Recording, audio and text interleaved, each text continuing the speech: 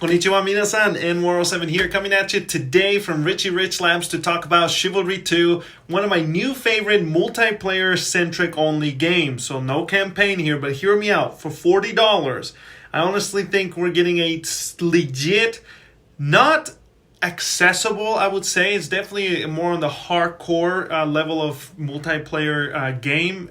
So definitely not for the casual or faint of heart. But anyway, performance on all consoles is looking good except one of them. And that's the one we're going to talk about. And for those of you wondering about Scarlet Nexus, please give me a little bit more time. I'm working on analyzing that game. It's just, I'm not far in enough.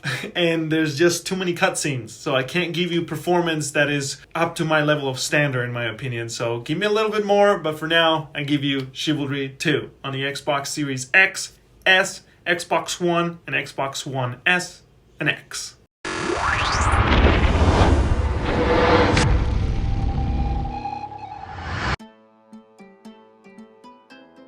All right, ladies and gentlemen, ladies and horses, we have Xbox Series X on the left and Xbox Series S on the right, and might as well talk about the elephant in the room right off the bat. We are not getting a sharp 60, not even close, on the Xbox Series S, and it's burning on itself just like the character that I just whacked with my sword on the fire. That's pretty much how I feel about this on the Xbox Series S. It's not unplayable, it's not bad, but it's definitely not good either. It's like in the okay zone, but no worries. I looked up on Reddit and it looks like the developers have said that they're going to release a patch to stabilize the Xbox Series S.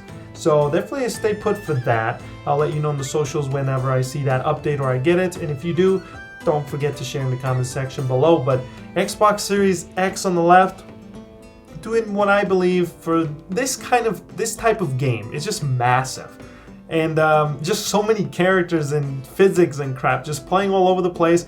The developers say it's 4K, more than likely dynamic. Because of the drops though, I am assuming it could be an actual native 4K with no dynamic applied to it, which if that's the case, I would recommend developers get a dynamic going so we can stop those drops, but nothing VRR or AMD FreeSync can't take care of on the Xbox Series X. Xbox Series S, definitely even FreeSync and AMD and VRR can't save the day. I'm sorry to say that. That's gonna need a patch. It's more on target with the Xbox One X and the Xbox One S. But the drops on the Xbox Series X, VRR takes care for most part of them. It's just rare ones that you drop below 50. So anyway, if you appreciate this content, please don't forget to support the channel with a video like, sub, and a bell so you get notified whenever I release this kind of video or future ones that you recommend, and especially that Scarlet Nexus performance analysis that I'm working on. It's just, there's so many cutscenes in Japanese games.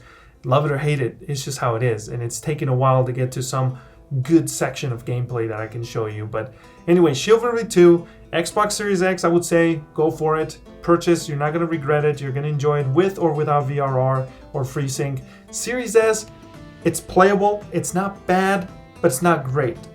So even with VRR or FreeSync, you're going to have a experience sort of in performance, but I still enjoyed the game nonetheless in the half an hour that I played on the Series S. Now let's move over to the Xbox One X and the Xbox One S.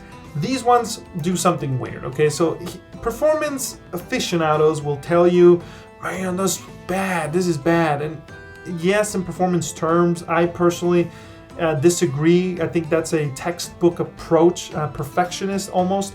I personally prefer frame time pacing. Now, of course, not two issues, not too bad, I would say, but definitely I prefer it to not drop and go over its 30 FPS budget, because with VRR and FreeSync, honestly, it smooths it out pretty good. Or maybe it's just me that I'm used to it, but I definitely prefer it to go up above 30 than to drop below 30. As you can see, we're looking between 30 to 35 FPS on both consoles. But yeah, you're looking at what I believe is 1080p, 900p to 1080p on the Xbox One S. And I was surprised, the Xbox One X looks sharp, so it's probably 4K. But anyway, that's what we have with these two consoles. Definitely both a playable experience. The game's definitely on the heavier, slow side of gameplay as to fighting. So even at 60 to 30, you do still feel a bit slow. It's just your reaction times and input lag that might change a little bit with 60, but it's just the speed of your character really that, in my opinion, 60 or 30, both are not like a shooter. A shooter at 60 to 30, there is an enormous difference. On this game, I would say for the hardcore there is, but for most players, I would argue there isn't. But anyway, let me know what you think in the comment section below, or visit me on Streaming Live Academy where I'll have an article up for this game and Scarlet Nexus. So to wrap it up, honestly, I was just gonna kind of end it there, but I just want to say this game, I just like it a lot. I think it's really, at least for me, it's my first experience of having sort of what some would consider a PC-only game. It is cross-play, I believe, between all consoles and PC. Actually, I'm not sure on the PlayStation side because they're always messy. PlayStation and Sony are a little Nintendo-ish approach to how exclusivity works. But anyway, I'm in World 7 for Richie Rich Labs, and I invite you to check out this game. I honestly think if you like multiplayer, challenging, sort of unique experiences that are not your typical run-of-the-mill shooter or any multiplayer game, I think you're gonna like this game. And if you don't, at least you gave it a try and to a unique experience that is challenging and rewarding. And honestly, I love the battle cries so much, I did a video on it. Check it out on Shorts and let me know what you find it and leave a comment on that one.